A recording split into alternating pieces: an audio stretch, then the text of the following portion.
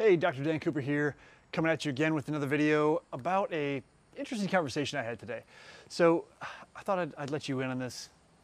A conversation I was privy to at the gym recently. Had some girls talking, whatever they're talking about, and I saw them look over at me. And they said, oh, hey, you know about health stuff. Let's ask you a question. This is what they were talking about. So one of the girls apparently takes some supplements. Another one of the girls was trying to dissuade her from taking these supplements. So they wanted me to weigh in on the conversation. So I said, well, what are you taking? And she said, oh, I take fish oil, I take CLA, I take biotin, and I take B12. I said, okay. Have you noticed any effects with any of with the biotin especially? She said, yeah, my skin and hair have never been better. I said, okay, well, keep taking it then. Fish oil, you should be taking that every day anyway. CLA, good as well. B12, if you're low, cool. If you're not, really, you'll pee it out anyway. It doesn't really matter. It might be a money flush, but if you need it, then great.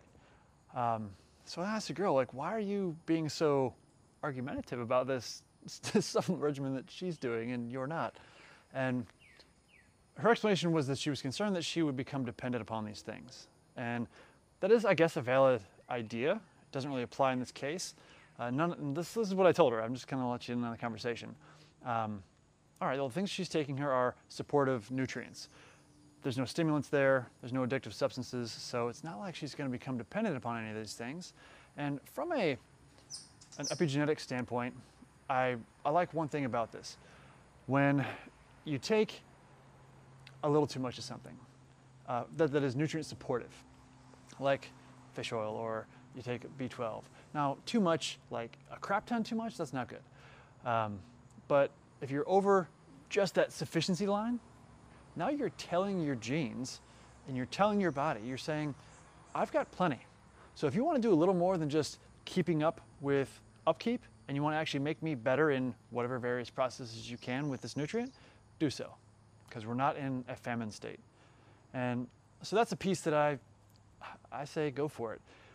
If you're talking about stimulants, if you're talking about things that are forcing your body to do something that it may not need to or want to, then you can become addictive on some things or dependent upon some things. Hormones are obviously this way. Anytime you're bringing exogenous hormones into the body, the endogenous hormones that are produced within the body downregulate their production because you need a very intricate symphony that happens that's balanced.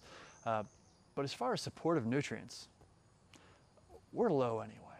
I mean, the percentage of people that are low on a whole spectrum of nutrients is kind of amazingly immense. So if you're just doing fish oil, CLA in her case, taking a multivitamin, you're fine. If you've already got it sufficiently through your diet, which is probably unlikely, then you're just going to pee it out, don't sweat it. But if you're not, then great, you just made up some ground. And on that note, as far as supplement quality and synthetics versus naturals, there's some things to know about supplements. And that's actually for another video, because that's kind of a long conversation, but there's stuff that sucks and actually doesn't contain much of what it says is in it. And there's things that do contain what they say is in it, but that form of what it says it is a either synthetic form that doesn't act quite like a natural form does in the body, or it's an inactive form, something like that. So there are quality issues with supplements.